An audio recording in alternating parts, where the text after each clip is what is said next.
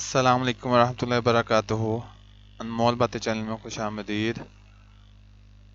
قرآن پاک میں 13 قلوب کے بارے میں ذکر کیا گیا ہے۔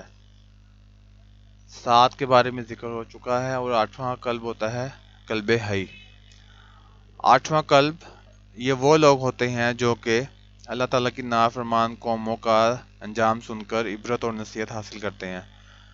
جو لوگ کم تولتے، جھوٹ بولتے ہیں، شر پھیلاتے ہیں، شکر اور کفر اور تکبر کی برائی کی ترویج کرتے ہیں اور بچوں اور عورتوں اور جانوروں پر ظلم کرتے ہیں، ان کا انجام سن کر ایسے لوگ جو ہیں قلب حی والے وہ توبہ کر لیتے ہیں۔ اللہ تعالیٰ کی نظر میں توبہ کرنے والے یہ لوگ پسندیدہ ہیں۔ 9ویں نمبر پہ قلب آتا ہے قلب مریض۔ 9ویں نمبر کا جو قلب ہے یہ وہ لوگ ہیں جو نفاق، بد اخلاقی اور لالچ کا شکار ہوتے ہیں۔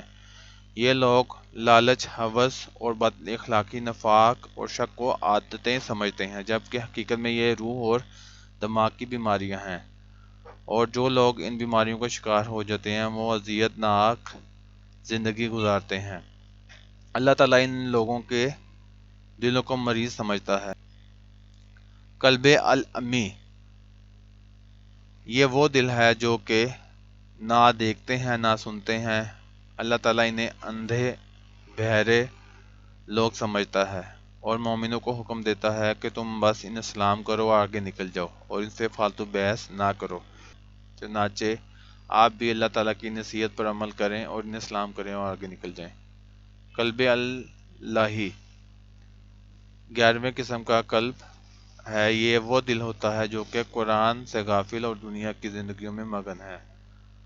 اللہ ان غافل لوگوں کو بھی پسند نہیں کرتا، یہ لوگ بھی بالآخر عبرت کا نشان بن جاتے ہیں۔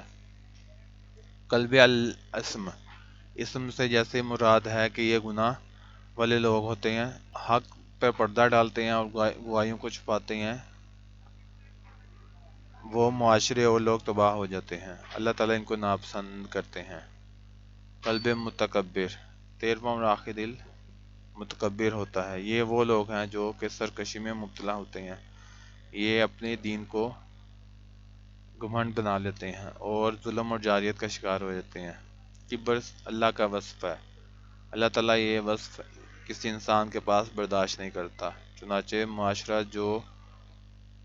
معاشرہ ہو، ملک ہو، جو بھی لوگ ہوں، اس طرح کے اگر نیچر میں ہوں تو تاریخ گواہ ہے کہ فرعون، نمرود کی طرح عبرت کا نشان بن جاتے ہیں۔ دنیا میں آج تک کسی مغرور شخص کو عزت نصیب نہیں ہوئی۔ دعا کرتے ہیں کہ اللہ تعالیٰ ہمیں پسندیدہ قلوب میں شمار کر لے۔ السلام علیکم ورحمۃ اللہ وبرکاتہ۔